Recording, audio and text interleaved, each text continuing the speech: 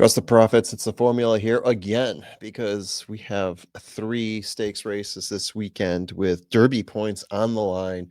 Second of those three, maybe we get to the third. We'll see. We'll see.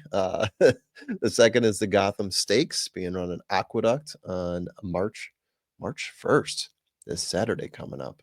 Should be an exciting one. Let's take a look back and see what we got here. So yeah, Gotham Stakes.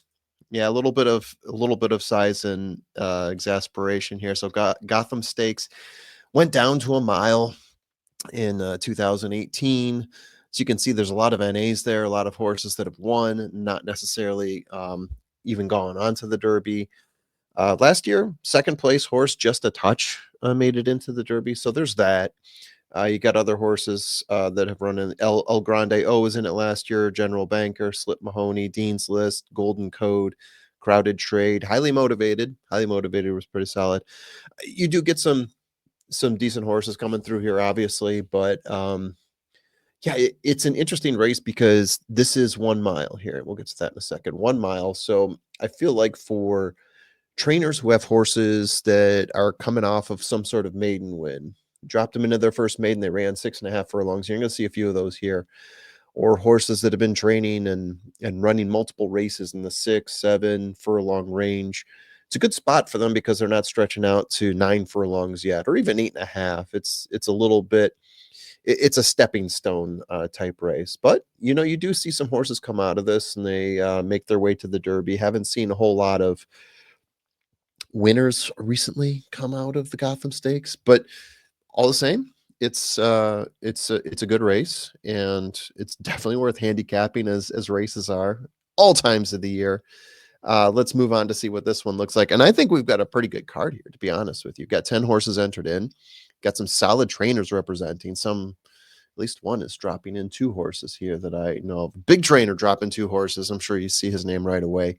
Let's get to it here. 300K G3 Aqueduct. 8 furlongs, that is a mile on dirt. Let's move along, shall we? Let's start taking a look at them. Got ourselves an Ontario horse here with Scorching. That's right, coming in from Woodbine. Our buddy, our buddy. And the Oscar goes to Spin Nation, probably all over this one. First in the Cup and Saucer Stakes, going 8.5 furlongs on turf, staying 2 lengths off the pace, losing by a nose to Ashley's Archer in that one, who was then DQ'd. The 142.62, pretty solid, 8.5 furlong. It is on turf, so we got to take that into consideration. Before that, first at the Simcoe Stakes, going gate to wire in that one for a 6.5 furlong win, beating Kikoa by 5 lengths in that one. Scorching is a fairly interesting horse here, drawn the 1 spot. We'll see what happens with Scorching. Definitely a solid record there. 2 wins, 1 second place, and even without the DQ, it would have been 1 and 2. So far, Scorching's had a pretty solid short early career. Normandy Coast, 2 wins in 3 races. The last time out, allowance optional claimer at Fairgrounds, going 6 furlongs, sitting 2 lengths off the pace in that one, closing out to beat Lil Muggs by a neck in that one. Eddie Keneally, Ben Curtis on the mount there, coming from Omaha Beach. Got some World War II references going there. Calling Card. This is an interesting horse. So Calling Card, getting another jockey change here. So this will be, by my count, the 6th jockey that will be on Calling Card, going from Lanfranco Dettori to Kendrick Carmouche. I think Gaff Leone was on at one time. Dylan Davis was on at one time. Few others thrown in there, obviously. So I was very interested in Calling Card, probably in the January-December time frame here. Lecomte, last race, 8th place for Calling Card. Starting out 6 lengths back off the pace, but finishing 6 lengths back of Disco Time in that one. And a race that we talk about with Disco Time, not a super flattering race. Finish time wasn't great. Disco Time and Built obviously moving around the pack to make up some headway there. Finish time not great. Speed figures not great. To finish 8th in that race, 6 lengths back for Calling Card without having any major, hey, got bumped at this point, got cut off at this point, drops Calling Card down a little bit in my book. Before that, third place in a 1 mile allowance optional claimer, 3 lengths back, moving up to third, but also losing by 7 lengths to Sandman in that one. Sandman, of course, the a lot of Trust the Profits have been pretty high on, as you saw in the Rebel Stakes this past weekend. Broke his maiden at Aqueduct, going a mile in that one, starting off way off back after getting bumped around a little bit, moved up to first at the 3/4 mile mark, and beat Magni by 17 lengths in that one, a 136. Pretty impressive way to break your maiden, but haven't seen as much from this horse yet. Waiting for a bounce back. This could be a bounce back. I mean, it's a good spot to play a calling card in if you believe in the bounce back of calling card. So yeah, we'll see what happens here. Sacrosanct. I've got a few horses here that have had multiple races and all wins, and we'll start with Sacrosanct. So 4 wins in 4 races, winner of the 7 furlong New York Stallion Series, stalking the pace early on, taking over at the stretch and beating National Identity by a head in that one. Then before that, the Sleepy Hollow, stalking the pace set by Moplex, passing at the top of the stretch and beating Moplex by 1.5 lengths. We got Brad Cox, Manny Franco takes them out again for Sacrosanct. Next, Sand Devil, 3 wins, 3 races. What I say, winner of the Damon Runyon, a 7 furlong stakes race, setting the pace in that one, beating National Identity by a neck. Winner of a 1 mile allowance optional claimer, stalking the pace, overtaking by the 3/4 mile mark, blasting the field for a 12 length victory in that one. Trained by Linda Rice, Sand Devil, Sire's Violence. Violence sired also another pretty solid horse, Forte. Not to say it's the same horse, just pointing out some similarity there. That's all. Moving on. Pagode, 1 win in 1 race. Winner of an 80K 6.5 furlong maiden special weight, all weather at Turfway, starting off 3 lengths off the pace, closing for a win by a nose over Discotheque. So this race for Pagode will be first time on dirt, first time at a mile. I mean, first time in New York, for all you could say, right? I mean, he's got to hail a cab to get to the track and whatnot. Anyhow, Luan Machado taking the mount here, Constitution the sire, Paulo Lobo the trainer. This is one of those horses where they're taking a look at him saying, okay, this is a stretch out race. If we think we might have a Derby horse here, this is a good way to grab some points and sort of move them up in distance. Flood Zone. Second of 2 Brad Cox horses. Broke his maiden second time out, going 6.5 furlongs in that one, 50K maiden special at Gulfstream, stalking the pace, beating He's a Beast by 5.25 lengths. Got second place at timeout before that. Of the 2 Brad Cox horses, I'm going to favor Sacrosanct in this one over Flood Zone, but we'll see. Brad Cox may have an ace up his sleeve here. We'll see.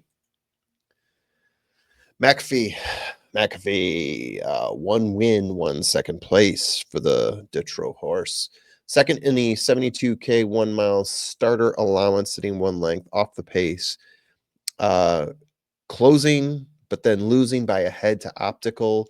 2 seconds off track record there. I do like to note when we're a little bit close to that track record, a 135, 66 for the mile in that one. So interesting to note there. Broke his maiden first time out in a 6 furlong maiden special at Churchill Downs. After staying off the pace, closing a win by 3.25 lengths over Game Day in that one. McAfee from Cloud Computing. See what they're doing there. They're just taking some computer terms that they like, jumbling them together and see what we can turn out next. We're going to call our next horse Windows 95. Garamond, the horse that's named after a font. This is another one here. Chad Brown is dropping this one in after breaking his maiden in a 6.5 furlong maiden special at Tampa Bay Downs. Stalking the pace early on there, taking over at the stretch, winning by 1.75 lengths over Caspian Wind with a 117. Less than 2 seconds off the track record for that distance there. Pretty solid from Garamond there. And you like to see Chad Brown, Uncle Mo. I feel like that combination's familiar. So That's a curious horse there, Garamond. I don't know what the odds are, but I imagine Garamond, just based on all those intangibles there, is going to be pretty low. Not going to be the morning line favorite, but it's going to be pretty low. My Mitole, my little Mitole, my Mitole, 2 wins in 4 races, winner of a 55K 1 mile starter optional claimer at Aqueduct, sitting off the pace early on, taking over at the 3/4 mile mark for a 5 1/4 length win over I'm Solo in Love. Fun to say. Broke his maiden 3rd time out in a 70K 1 mile maiden optional claimer, beating Salvation by 3/4 lengths in that one. Definitely a step up in class for my Mitole. There's a few horses stepping up in class here. I think this is one of them. Carlos Martin, Luis Rivera, who's the sire? Take a wild guess. And let's move on. Whew. This is a tough one for me because I left off horses that taking a chance on some horses here. There's a few that I wanted to shove in there. Obviously, McAfee and Calling Card are the ones that I was thinking probably should be in my key box here. But anyway, I'm going with the 2 undefeated so far, Sacrosanct and Sand Devil. I think Sand Devil is probably going to be the one you get the value on. Sacrosanct is probably going to be the one that gets bet down the most. Brad Cox, Manny Franco, everything we said before, 4 wins, some of them by a long distance. You can say a lot of the same types of things about Sand Devil, though, which is why I've got Sand Devil as my value play here. Linda Rice, no slouch herself, 3 wins in 3 races. So intangibles in play there as well. Scorching, I'm curious about this horse, especially starting in the 1 slot there. They're shipping him over from Woodbine. I do like the fact that this horse has gone 8.5 furlongs already and put a pretty solid time out there, even though it's on turf. I do like that. And Garamond, you're in New York, got Chad Brown as your trainer. Feels like there's something about this horse that broke his maiden the first time out. It was hard for me to leave those last 2 off. I think if I was going to leave one off, it's probably going to be Scorching and throw around McAfee or maybe Calling Card. But I'm going Scorching for now. Probably going to get a longer price on that one and hope for the best. So there you have it, Profit fans. That's my take on the Gotham Stakes. Love to see yours. Go ahead and hit us up in the comments. Tell us what you think. As always, if you're going to bet responsibly and have a good time out there at the track.